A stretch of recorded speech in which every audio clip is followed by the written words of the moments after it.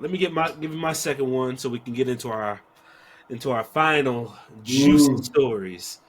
Yeah, my last one this was crazy, this bro. this nightmare scenario was actually not with a client, but with a subcontractor. Mm. Oh gosh. So this is another the websites, them real big website designs Yeah, are a beast. If you're especially if you're doing like these major projects, like these major packages. yeah. So I had this client, bro. He was a dope client, man. Like he was easy going. It's funny too. Like the client before was like a really successful business guy who just did ministry not as like a career, but just something he felt the Lord was calling him to do, and had a lot of resources he could put into it. Similar Nice. scenario with this next guy, very successful business guy, easygoing, kind of getting dabbling in the ministry, had a book coming out, same type of thing, wanting to promote his book, knew about me. We had done work before, minor projects together, really liked working with me, etc., etc. We were good, man, and he was wanting to put out this website for a book. And I had this I it was at a time when I was really busy with a lot of different things I was doing. So I hired this subcontractor to do the website. Here's the thing, like the way that we did it at this point, we were a little less ghetto than we had been prior. Yeah. So what we would do is we would mock up the site. So we would get the content from the client, we would mock it up on a PDF. Once it's approved, then we transfer it over into the actual domain. We had mocked up the mock-up had gotten approved from the client. It was wordy. This was a pretty extensive site. But once it got approved, then I was like, all right, can you just so basically all she really had to do was put the site into the into the web browser. Bro, she couldn't get the site where it had a bunch of errors on it. A lot of bugs. And it was at a particular time that I didn't have like real time to really focus and like check it to make sure that the stuff was done right according to what we had. Oh And I just kind of blindly trusted her that she did what I told her to do. And I sent it over to the client. Yo, no! Expect what you expect. bro, he basically printed it off, like he like PDF'd it and just marked it up Line by on. line. And I got his mark. He's like, Larry, I don't understand why. Like I felt so bad. He's like, I spent 4 hours going through this site. I don't get what the problem is. But and I'm like, Dang! and I'm reading the email. I'm like, oh my gosh. Because again, here the way that we do it, we it's a 50% deposit and then 50% at the end of the project. Yeah.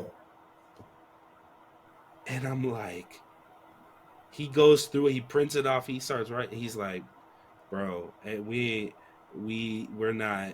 This is and this is 3 times he did this. Whoa! And again, I'm like, I'm gonna So take. after the first time, you didn't go back to check her work? I did, but some of the revisions were a bit confusing too, and I didn't have time to get on a call with him. But yeah, I have to take like I got to take the L on it, but at the Phew. same time, fam, like like I'm trying to get this project finished. Eventually, he was like, "Look, I'm not. I'm just gonna take my loss on this, but we ain't finishing this."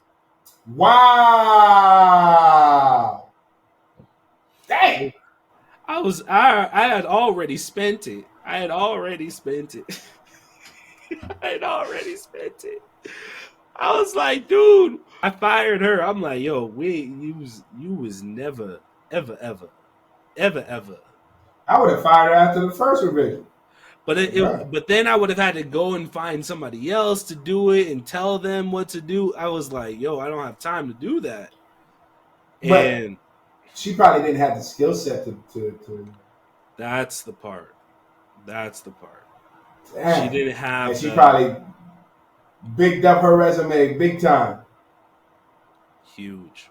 Yeah, I could. those have been my scenarios with hiring overseas, man. Sometimes I it just was be so mad, and I went off on her like, "Yo, you just caused me to lose blankety blank." And now I can't even.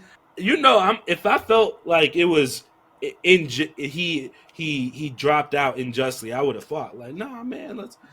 And I actually, after the after the second revision, I was like, no, we're gonna get this situated, blah blah blah. And it ended up being too much, and I had to just say, he just was like, nah, man, we ain't doing this no more, damn. and cut out.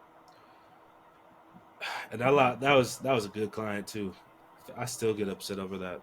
Whew! The one Client that got away, and it's because of the not having the right people in place, yeah, not vetting them, not like you got to pay for quality, and yep. sometimes we'll just be trying to skim a little bit just to get. And you gotta fire quickly too. Hire slowly, fire quickly. Yeah, I'm sorry, especially overseas. I'm sorry. I've fired many of VAs overseas. Uh, Half the time, if they're subcontracting what your work to somebody else. yeah, bro. Like I've seen agencies try to get some of the stuff that I put out there that I want done. I'm like, okay, you're an agency or individual? Oh, we're agency. Okay, if you're an agency, I need zero like